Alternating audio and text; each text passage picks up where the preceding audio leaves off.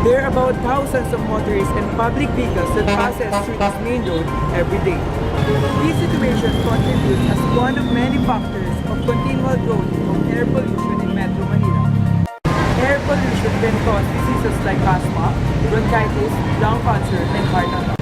Also, poor air quality has a great impact on a person's cognitive function. What do you think is the solution to air pollution? Tanim tayo ng maraming puno, pangalagaan natin ng mga halaman sa ating kapaligiran. Tsaka huwag magsunog ng mga gulong. I think we have other alternatives at this point. We have, electronic vehicles and other machines, but, we cannot sustain energy for that long. So I think, and I suggest that we need to plant more trees because it helps freshen the air. Department of Environment and National Resources says that we have reached the international standards for normal air suspended particulates. DENR says Metro Manila's air quality is now 130 micrograms, while only 90 micrograms are the standards for air quality.